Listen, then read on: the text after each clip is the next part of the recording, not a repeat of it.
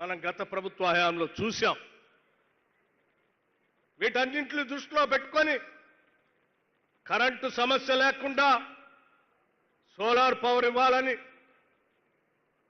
Solar పవర్తో భూగర్భ జలాలు పొరల్లో ఉన్నటువంటి దాగి ఉన్న జలాన్ని బయటికి తీసి ఆ జలాలతో మీ కాళ్ళు కడగటమే కాదు, మీకు పండించేటువంటి పంటకి నీళ్లు అందించి ఆ పంట ద్వారా మీ అందరి జీవితాల్లో మార్పు తేవాలి, ఆత్మగౌరవంతో బతికేటట్టు చేయాలనేటువంటి ఆలోచనే ఈ ఇందిరా సౌర జల గిరి వికాసం.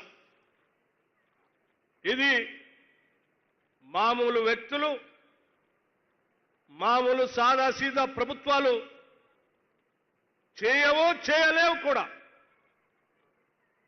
ప్రజల మీద అపారమైనటువంటి ప్రేమ, వెనకబడి ఉన్నటువంటి నా బిడ్డలను నేను కాపాడుకోవాలనేటువంటి తపన, తరతరాలుగా వాళ్ళు పోరాటం చేసినటువంటి లక్ష్యాల్ని నాకొచ్చినటువంటి ముఖ్యమంత్రి అవకాశంతో, నా మంత్రివర్గ సహకారంతో నా బిడ్డలందరికీ చేయాలనేటువంటి ఒక ఉన్నతమైన ఆలోచనతో ఈ ముఖ్యమంత్రి ఇవాళ నల్లమల డిక్లరేషన్ ని ఇక్కడ ప్రకటించి, ఆ ప్రకటనతో ఈరోజు కోట్ల రూపాయలు మీకోసం ఖర్చు పెట్టగలిగినటువంటి ఆలోచనతో ముందుకు పోతా ఉన్నాం.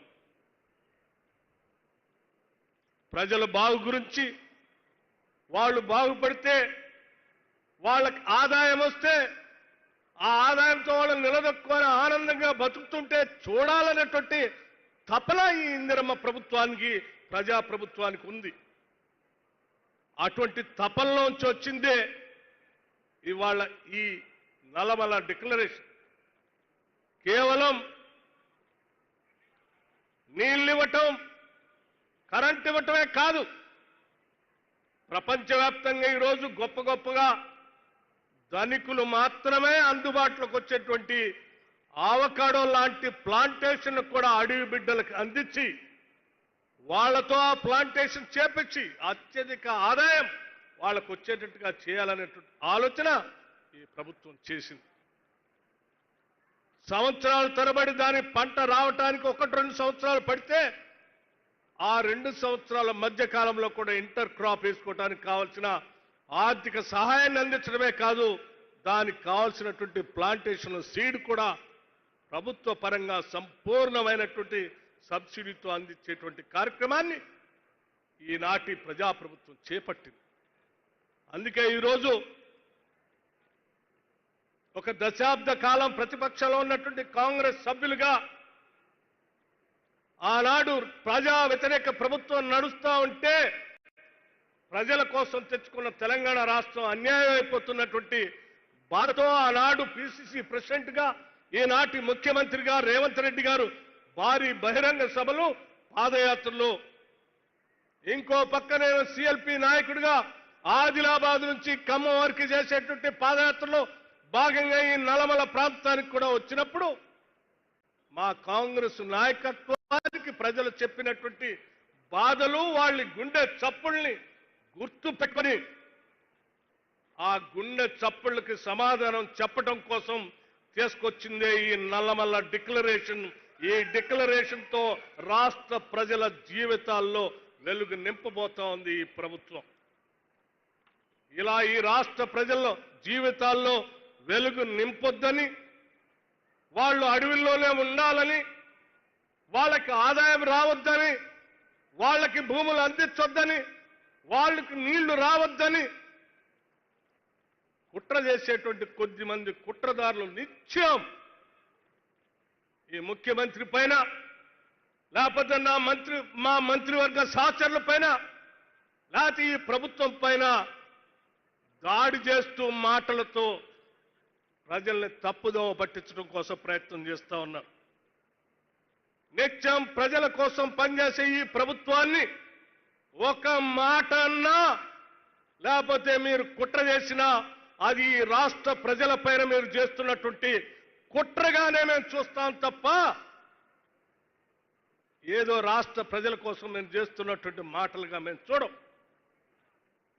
ఆనాడు గడిల్ని కాపాడుకోవటం కోసం గడిలో ఉన్నటువంటి నాయకులు వాళ్ళ ప్రభుత్వాన్ని, వాళ్ళ పాలనని వాళ్ళు ఈ రాష్ట్ర సంపదను పంచుకోవటం కోసం, తినటం కోసం ఆలోచన చేశారు తప్ప ఈ రాష్ట్రంలో ఉన్నటువంటి ఆదివాసీ బిడ్డల గురించి ఒక్కరోజు కూడా ఆలోచన చేయలేదు. మరి చేసుంటే ఆ రోజు మహిళలను కూడా చూడకుండా చెట్టు కట్టేసి కొట్టేవాళ్ళు కాదు. వాళ్ళ గురించి ఆలోచన చేస్తుంటే భూమి దున్నుకోవటానికి పోతే పోలీసుల చేత అక్రమంగా కేసులు పెట్టించేవాళ్ళు కాదు.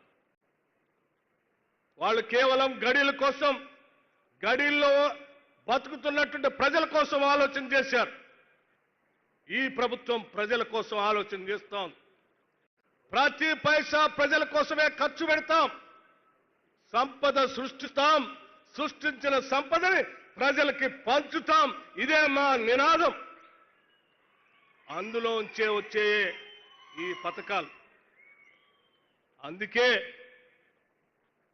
ఈ నల్లమల డిక్లరేషన్లో సవర గిరి జల వికాసంతో పాటు ఈ రాష్ట్రంలో ఉన్నటువంటి గిరిజన కుటుంబాలకు సంబంధించిన యువతీ యువకుల కోసం దాదాపు ఈ ఒక్క సంవత్సరమే 1000 కోట్ల రూపాయలతో రాజీవ్ యువ వికాసం అని సెల్ఫ్ ఎంప్లాయ్మెంట్ స్కీమ్ ని ప్రకటించి ఇవాళ రాష్ట్ర వ్యాప్తంగా ఉన్నటువంటి గిరిజన కుటుంబాలకు సంబంధించిన యువతీ యువకుల కోసం రేపొద్దున జూన్ 2వ తారీఖు నాడు రాజీవ్ యువ వికాసంతో కనీసం 1000 కోట్ల తగ్గకుండా గిరిజన కుటుంబాలకు సంబంధించిన యువతీ యువకుల కోసం సెల్ఫ్ ఎంప్లాయ్మెంట్ స్కీమ్ కూడా అనౌన్స్ చేశాం. జూన్ 2వ తారీఖు రాష్ట్ర ఆవిర్భావ దినోత్సవం రోజు ఆ శాంక్షన్ లెటర్స్ కూడా ఇస్తుంది ఈ రాష్ట్ర ప్రభుత్వం. అంతేకాదు ముఖ్యమంత్రి గారు, హౌసింగ్ మంత్రి గారు, లేకపోతే మిగతా మంత్రులు ఇందాక మాట్లాడుతూ ఓ మాట చెప్పారు. నిజంగా మీ అందరి తరఫున గుండెల సంతోషంగా నేను ఈరోజు మాట్లాడుతూ ఉన్నాను. ఈ రాష్ట్రంలో ఉన్న ప్రిమిటివ్ ట్రైబ్స్ అందరి కోసం శాచ్యురేషన్ మోడ్లో ప్రతి ఇంటికి 5 లక్షల రూపాయలతో శాచ్యురేషన్ మోడ్తో అందరికీ ఇళ్లు కట్టించే కార్యక్రమం చేద్దామని ముఖ్యమంత్రి గారు ఇందాక ప్రకటిస్తే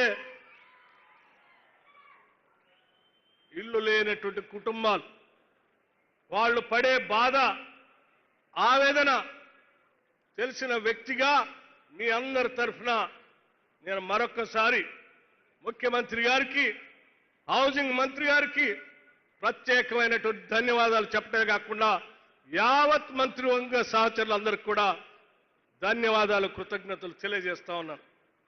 మిత్రులారా, ఇది మన ప్రభుత్వం, ప్రజల ప్రభుత్వం. ఇది మన కోసం పనిచేసే ప్రభుత్వం. ఇది మనం దీన్ని గుండెల్లో పెట్టుకొని, అరచేతుల్లో పెట్టుకొని కాపాడుకుంటూ ముందుకు తీసుకొని పోతే దశాబ్దాలుగా ఉన్నటువంటి నినాదాలకి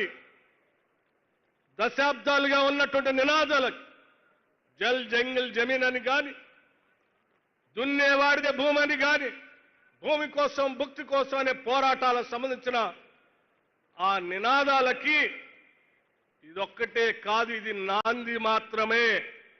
ఇది ఆరంభం మాత్రమే. రాబోయే 5 సంవత్సరాల్లో ఇంకా అనేక పథకాలతో ఆ నినాదాలకి కార్యాచరణ రూపం తీసుకొని వచ్చి చట్టరూపంగా ప్రజలకు అందించే కార్యక్రమాన్ని మా ముఖ్యమంత్రి రేవంత్ రెడ్డి గారి నాయకత్వంలో మేమంతా పనిచేస్తామని ఈ నల్లమల సాక్షిగా రాష్ట్ర ప్రజలకి మాటిస్తా ఉన్నాం.